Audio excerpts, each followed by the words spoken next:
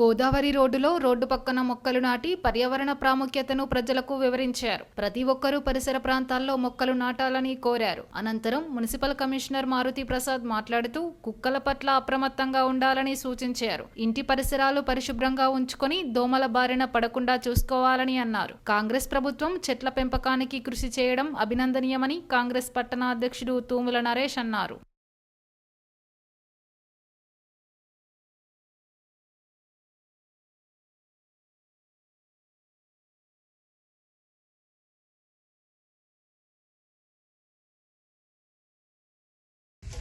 తెలంగాణ ప్రభుత్వం ప్రతిష్టాత్మకంగా తీసుకున్న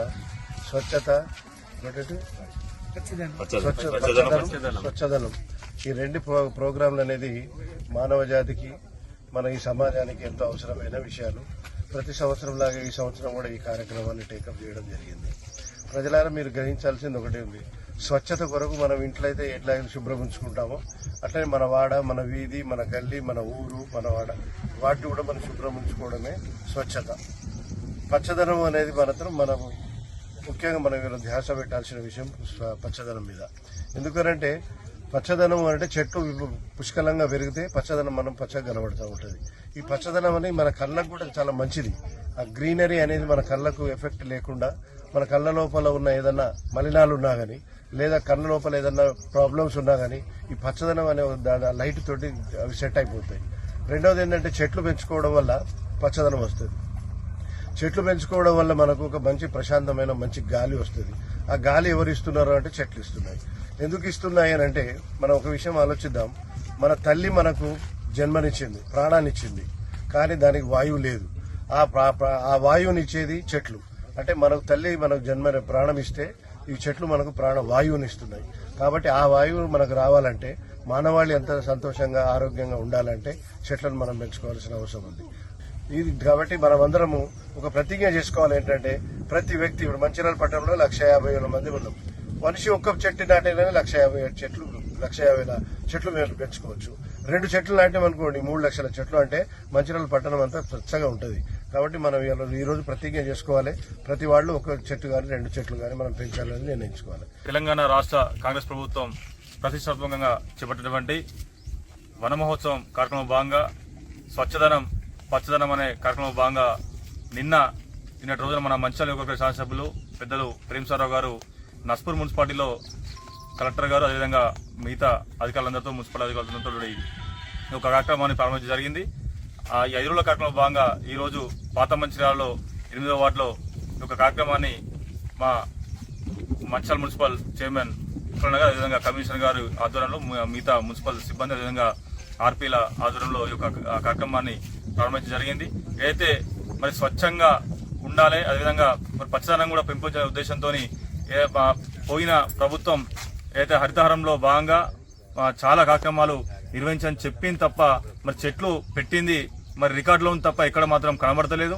కానీ ఆ విధంగా జరగద్దని చెప్పేసి మన ముఖ్యమంత్రి గారు స్ట్రిక్ట్ గా ఆర్డర్స్ ఇస్తూ ఎక్కడైతే చెట్టు ఉందో ఎక్కడైతే మరి దానికి సంబంధించిన విషయాలను అవన్నీ ఖచ్చితంగా ఉండాలనే ఉద్దేశంతో ఒక ఖచ్చితత్వంతో ఒక కార్యక్రమాన్ని చేపట్టడం జరిగింది. కాబట్టి మున్సిపల్ అధికారులు కావచ్చు టోటల్ గా అందరూ సిబ్బంది దీన్ని చాలా తీసుకోవడం జరిగింది. ఈ 5 రోజుల కార్యక్రమం భాగంగా మరి ప్రతి ఒక్కరూ ఇంతకుముందు పెద్దలు చెప్పినట్టుగా ప్రతి ఒక్కరూ ఈ ప్రతి సంవత్సరం 1-2 చెట్లు నాటే ఒక మంచి కార్యక్రమం తీసుకోవాలని చెప్తున్నాం.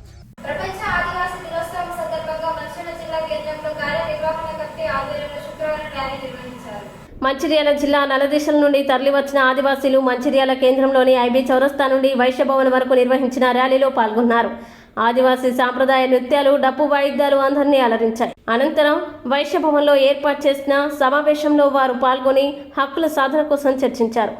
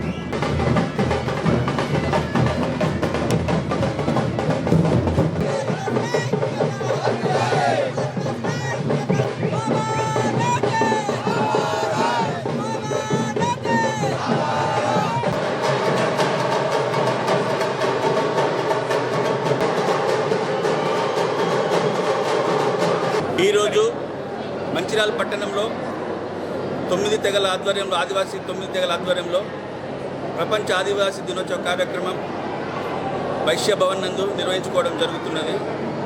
ఈ ఆదివాసీ దినోత్సవం ఎందుకు జరుపుకుంటున్నామనంటే 1994లో ఐక్యరాజ్య సమితి జెనీవాలో సమావేశమై ప్రపంచంలో ఉన్న ఆదివాసులందరూ ఈ ఆగస్టు 9 తారీఖు రోజు గూడాలలో వాళ్ళ జెండలు ఎగరవేస్తూ వాళ్ళ సంతోషాలు, వాళ్ళ సాంస్కృతిక ప్రదర్శనలు జనజీవన స్రవంతికి తెలియజేయాలన్న ఉద్దేశంతో ఈ కార్యక్రమం జరుగుతున్నది.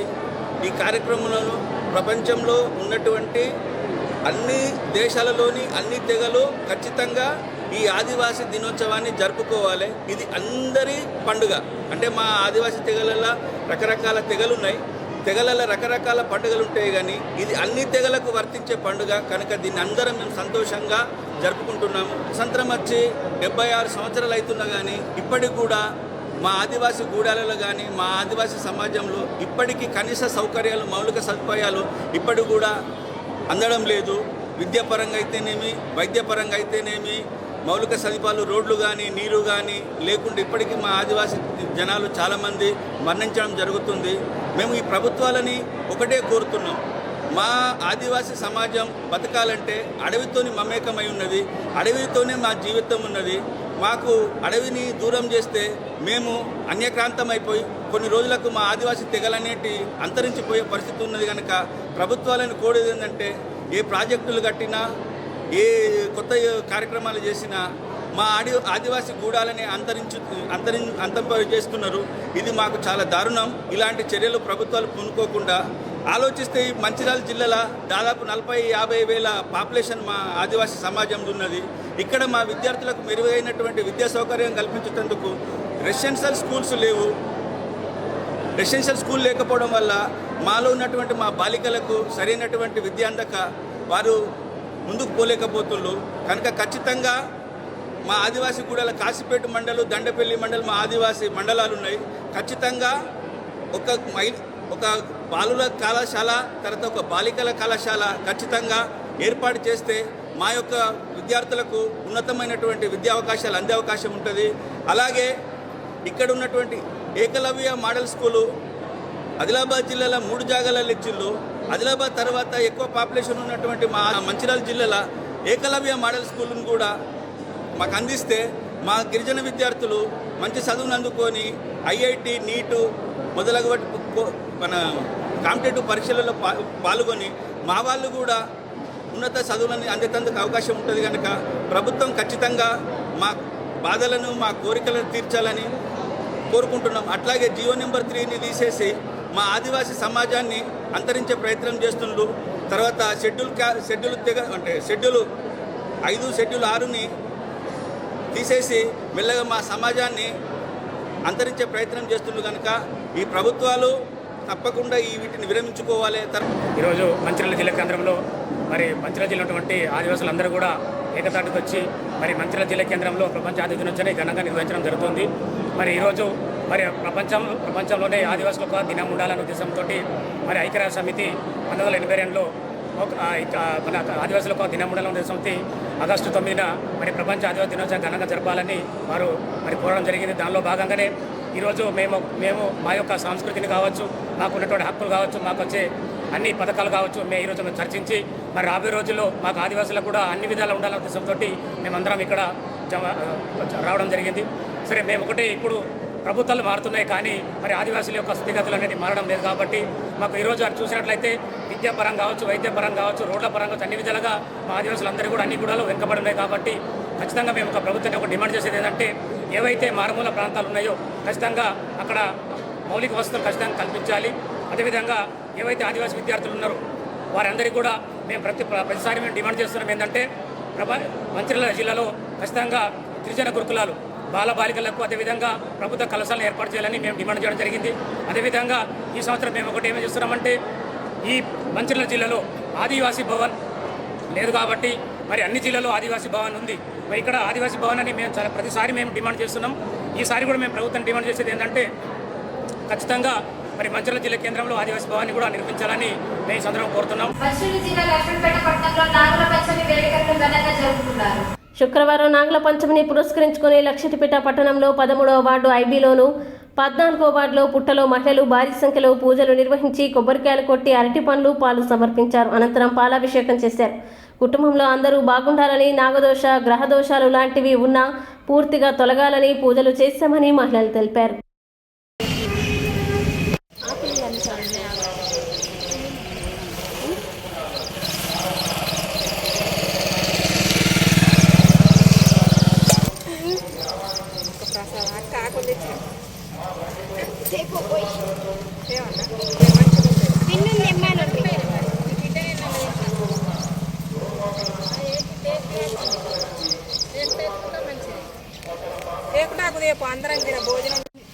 మల్లీలమాలలతో జాజి విరజాజులతో జగదేక మాతను కొలిచి జయహారతులు జయదేవు పాడని మల్లీలమాలలతో జాజి విరజాజులతో జగదేక మాతను కొలిచి జయహారతులు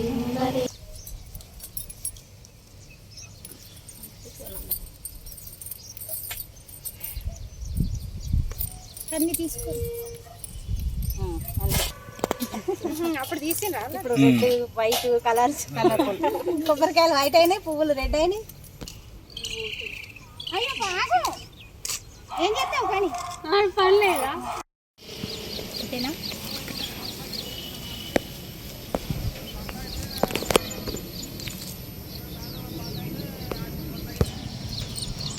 ఈరోజు నాగుల పంచమి జరుపుకుంటున్న మహిళలందరికీ కూడా నాగుల పంచమి శుభాకాంక్షలు.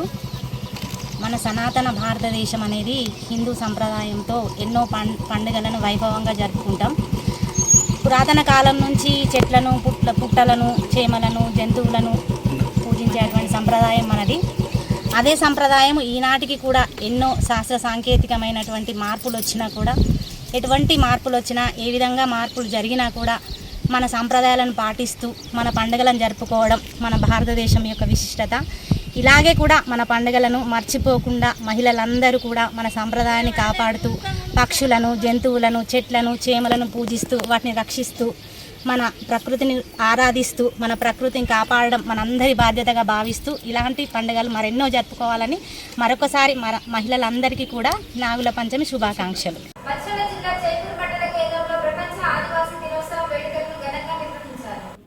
మంచిర్యాల జిల్లా జైపూర్ మండల కేంద్రంలో ప్రపంచ ఆదివాసీ దినోత్సవ వేడుకల్ని ఆదివాసీ నాయక్ పోడు కమిటీ ఆధ్వర్యంలో ఘనంగా నిర్వహించారు. మండల కేంద్రంలో ఆదివాసీ జెండా ఆవిష్కరణ చేశారు. ఈ సందర్భంగా నాయకులు మాట్లాడుతూ ఆదివాసులకి ప్రభుత్వం మరింత సౌకర్యాలు కల్పించాలన్నారు.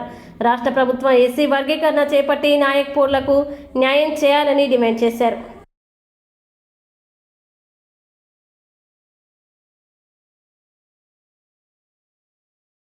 ఎస్టీ కాలనీ, కుమరవీం కాలనీ అందు ఘనంగా జరుపుకోవడం జరిగింది. మనము పూర్వం కాలంలో చూసుకుంటే ఆదివాసులు అంటే నాకు అర్థమవుతుంది. ఆది అంటే మొదలని, వాసులు అంటే నివసించేవారని. అంటే మొదటి కాలం నుంచి మన ఆదివాసులు అనేవి భూములను నివసించడం జరిగింది. ఈ యొక్క మనిషి యొక్క ఆవిర్భావం, పుట్టుక అనేది ఈ యొక్క ఆదివాసులతో మొదలడం జరిగింది. అలాంటి యొక్క ఆదివాసుల యొక్క మనుగడ అనేది వారి యొక్క జాతులని క్రమక్రమంగా అంతరించిపోతున్న క్రమంలో ఐక్యరాజ్య సమితి అనేది మన యొక్క ఆదివాసుల గురించి అనేక స్వచ్ఛంద సంస్థలను మరియు వారి యొక్క అభివృద్ధికి ఎన్నో రకాలైన కార్యకలాపాలు చేపట్టడం జరిగింది. అదేవిధంగా ఈ యొక్క ఆగస్టు 9ని ప్రపంచ ఆదివాసీ దినంగా జరుపుకోవాలని ఐక్యరాజ్య సమితి ప్రకటించడం జరిగింది. కావున ప్రపంచంలోని ఆదివాసులందరూ ఆగస్టు 9ని ఆదివాసీ దినంగా జరుపుకుంటున్నారు. ప్రస్తుతం జైపూర్ మండలంలో 40% నాయకపొడు ప్రజలు అనేది నివసిస్తున్నారు. కానీ విద్యాపరంగా, ఆర్థిక పరంగా, రాజకీయ పరంగా అందరూ వెనుకబడుతూనే ఉన్నారు. కావున అధికారులు మరియు ప్రభుత్వం అనేది చర్య తీసుకొని మమ్మల్ని అభివృద్ధి పరిచే విధంగా మా హక్కులను మరియు మాకు వచ్చేటువంటి సప్లాన్ లోన్లను మాకు ఇచ్చి మమ్మల్ని డెవలప్ చేయాల్సిందిగా మేము కోరుతున్నాము. జై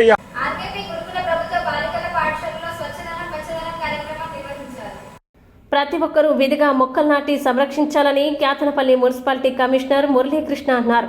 రాష్ట్ర ప్రభుత్వం చేపట్టిన స్వచ్ఛదనం పచ్చదనం కార్యక్రమంలో భాగంగా ఆర్కేపీలోని స్థానిక ప్రభుత్వ బాలికల గురుకుల పాఠశాలలో విద్యార్థులతో కలిసి మొక్కలు నాటి మాట్లాడారు. ఇంటి పరిసరాల్ని పరిశుభ్రంగా ఉంచుకోవాలని సూచించారు. సీజనల్ వ్యాధులు ప్రబలకుండా తగిన జాగ్రత్తలు తీసుకోవాలని తెలిపారు. ఈ కార్యక్రమంలో మున్సిపల్ చైర్మన్ జంగక్కన, కౌన్సిలర్లు పోగుల మల్లయ్య, గడ్డం సమ్మయ్య, పాఠశాల ఉపాధ్యాయులు, విద్యార్థులు తదితరులు పాల్గొన్నారు. బ్యానర్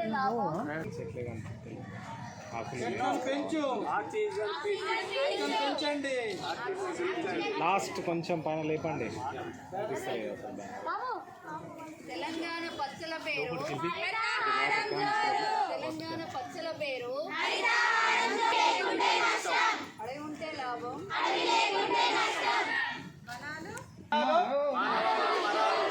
ఉంటే లాభం అడవి ఉంటే లాభం చెట్లను పెంచు చెట్లను పెంచు.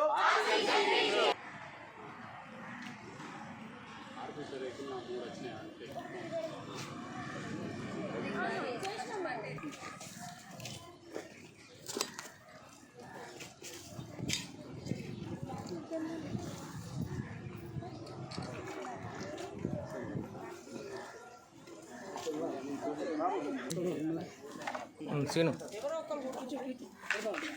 కూర్చోలే కదా కూర్చోలే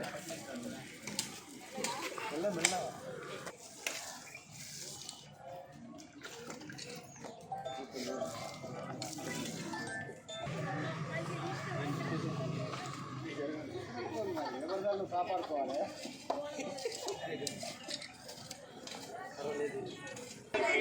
చెట్లను పెంచు చెట్లను పెంచు.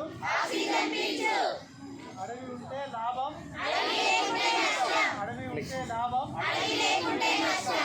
వనాలు మానవాలి వనాలు మానవాలి వనాలు మానవాలి.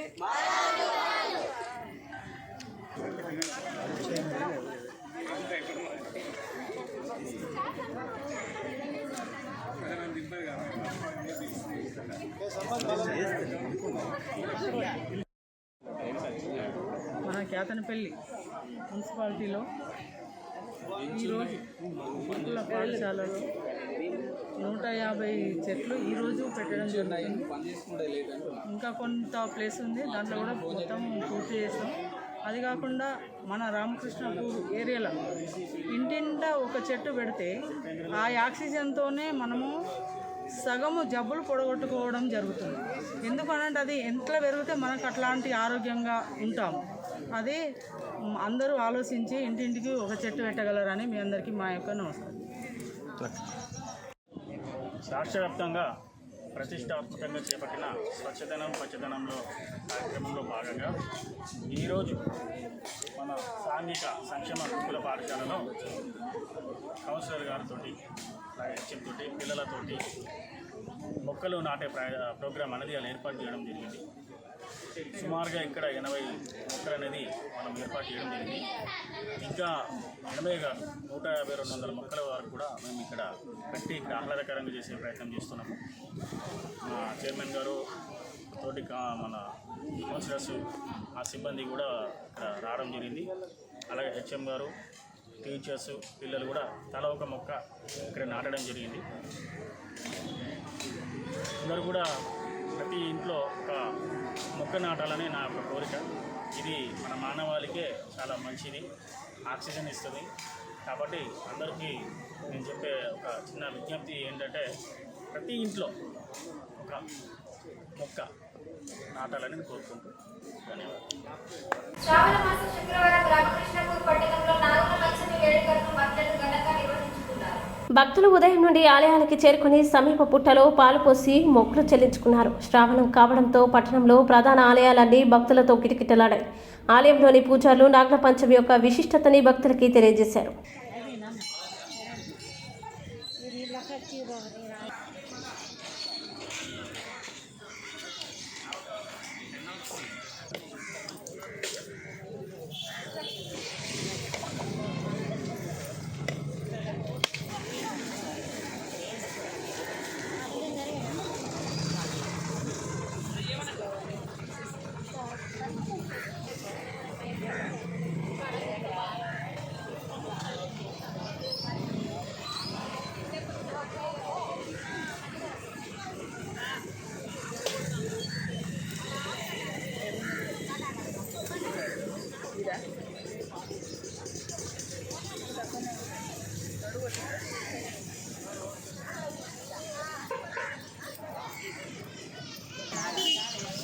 హనుమాన్ టెంపుల్ కాంప్లెక్స్ లో ఉండడం జరిగింది.